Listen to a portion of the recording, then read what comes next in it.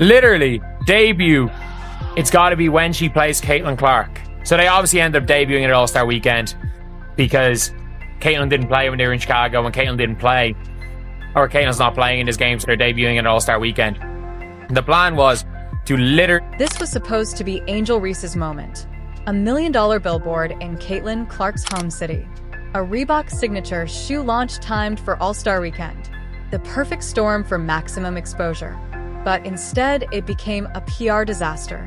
Ratings tanked, ticket prices collapsed, and fans accused her of chasing someone else's shadow. Tonight, we break down how a single weekend unraveled a year's worth of planning and why Angel Reese's biggest gamble might have just backfired spectacularly. At least when it comes to the WNBA space, it was this ad that Angel put out. And I don't know if this is part of a larger campaign where it's going to be similar themes in similar places, but because of where the plan was flawless on paper. 2025 WNBA All-Star Weekend, right in Indianapolis, the basketball epicenter thanks to Caitlin Clark's arrival. Reese's camp saw an opportunity. Launched the Reebok. Angel Reese won in 2 flashy colorways, Diamond Dust and May Bounds, with a bold, "I'm in your city" Billboard campaign. This wasn't just marketing. It was a statement, a territorial claim. And in sports, those claims are only respected if you can back them up on the court. WNBA All-Star Game is, and because of who plays on the Indiana Fever in the home city of the WNBA All-Star Game, it's going to raise some eyebrows, let's say. But there was one problem. Days before the All-Star festivities, Caitlin Clark, the league's biggest ratings draw, suffered a groin injury. She was out. And just like that, the central magnet for fans and media attention vanished. For Reese, the optics shifted instantly. Without Clark to play against or share the stage with, her takeover looked less like rivalry and more like opportunism. Angel, me bound, prayer, Reese. You only relevant because you keep bringing up my precious CC. You want to pull up with your Billboard Reebok ad in Indiana talking about. The numbers were brutal.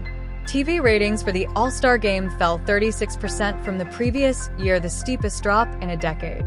Ticket resale prices nearly halved within hours of Clark's injury announcement.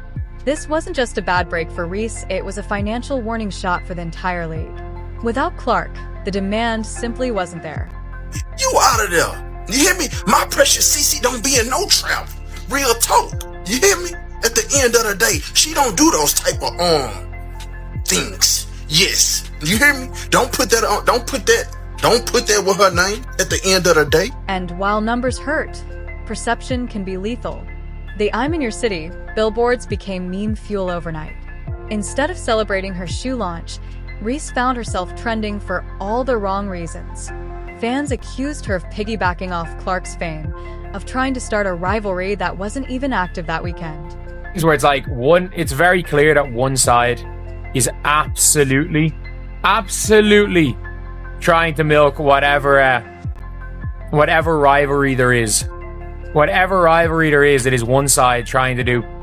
Reese's team was hoping some of Clark's star power would spill over, but there's a reason it didn't. Clark's pull the sold-out shoes, the TV bumps, the arena sellouts isn't a marketing trick.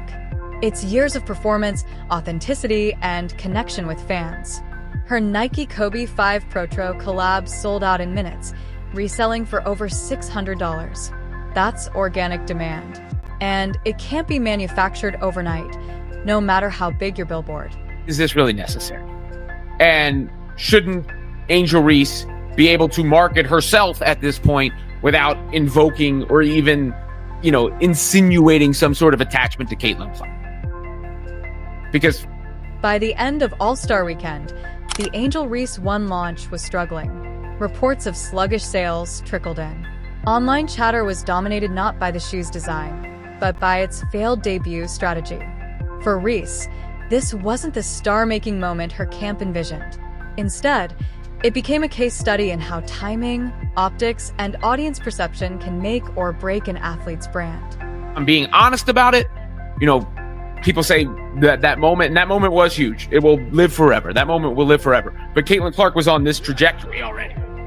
And if anyone has benefited more from the attachment, at least from an attention standpoint. In sports, moments define careers. And sometimes, the difference between a victory lap and a cautionary tale is just one twist of fate. For Angel Reese, the 2025 All-Star Weekend will be remembered not for a triumphant shoe launch, but for what it revealed about the WNBA's balance of star power. The question now is how she bounces back. Down 36%. That is a lot. That's more than a third from last year. Last year was over 3.4 million people, and it went down to 2.1. Now, it was supposed to be Angel Reese's big moment, a bold Billboard takeover, a signature shoe debut, and a statement that she was ready to claim the spotlight. But instead it blew up in her face.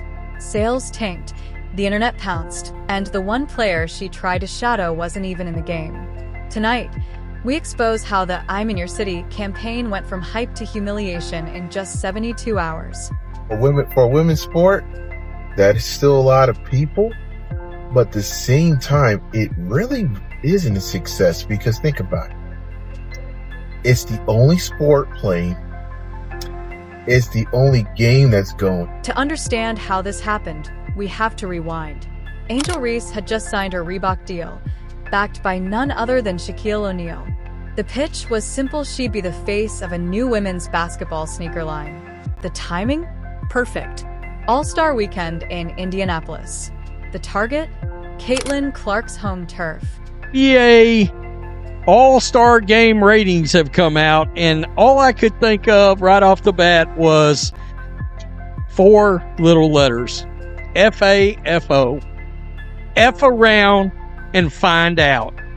You bleep. Reebok launched the I'm in Your City campaign's splashy billboards downtown, influencer unboxings, and coordinated social media posts. The idea was clear. Make it feel like a territorial takeover. But there was a problem: the territory belonged to someone else. Without Clark on the court, there was no head-to-head drama, no tension, no storyline. And without that, the campaign's energy collapsed. What was supposed to be dominance came off like desperation. This wasn't just bad luck, it was bad planning. Reebok's own marketing tied Reese's appeal directly to Clark's presence. Remove Clark and you remove the spark.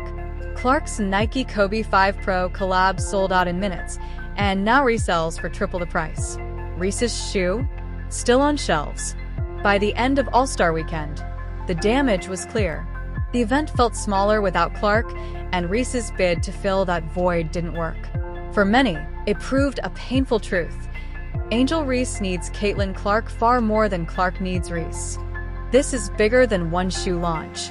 It's about the WNBA's gravitational pull and how much of it is concentrated around a single star. Remove her and the numbers drop instantly. That's not a rivalry, that's a dependency. Online, fans weren't subtle. Memes comparing Reese's campaign to a cosplay of Clark spread fast. And in the sneaker market, that kind of ridicule sticks. For Angel Reese, this weekend was supposed to be a coronation. Instead, it was a cautionary tale, a reminder that hype built in someone else's shadow will fade the moment the light moves. It was supposed to be Angel Reese's big moment, a Billboard takeover, a signature shoe launch, and the chance to step into the WNBA spotlight. But instead, her campaign collapsed, and the player she tried to shadow wasn't even in the game. Tonight, we uncover how hype turned into humiliation and why this flop is a warning for every athlete chasing quick fame. Angel Reese's signing with Reebok came with the full force of Shaquille O'Neal's endorsement. This was positioned as her moment to take over women's basketball marketing. But the entire plan hinged on one unspoken factor: Caitlin Clark's presence. Downtown Indianapolis was plastered with Reese's image. The I'm in Your City campaign was meant to feel like a takeover, a challenge, a declaration. But it wasn't just aimed at the public, it was aimed at one person. It was supposed to be the crowning moment of Angel Reese's young career, the kind of splashy, high-visibility stunt that would elevate her from WNBA rookie sensation to a mainstream cultural icon, a massive, sleek, brightly lit billboard towering over one of the busiest intersections in America, plastered with her image, bold lettering announcing the launch of her brand new signature shoe. and a tagline dripping with swagger and confidence. For weeks leading up to the unveiling, Reese's marketing team and brand partners had teased the campaign on social media, hinting that this was going to be a turning point not just for her but for women's basketball as a whole, a statement that women athletes could command the same hype and commercial success as their male counterparts. But within days of the Billboard going live and the shoes hitting the market, the narrative shifted from celebration to crisis, as early sales numbers trickled in, and they were devastating. The much-hyped shoe was underperforming so badly that industry insiders quietly started using the word flop behind closed doors, a word that, once leaked to online forums and sports blogs, spread like wildfire across Twitter, TikTok, and YouTube. The backlash snowballed when fans began posting videos mocking the design, calling it cheap-looking, overpriced, and out of touch with what real hoop fans want, with some even accusing the brand of caring more about aesthetics than performance. And in an age where viral perception can make or break a product overnight, those videos did serious damage, and it didn't help that just across the sports world, Caitlin Clark was dominating headlines for a very different reason. Her Nike deal was breaking records, her merch was selling out within hours, and her highlight clips were flooding ESPN's feeds, creating an unavoidable side-by-side comparison that made Reese's launch look even worse.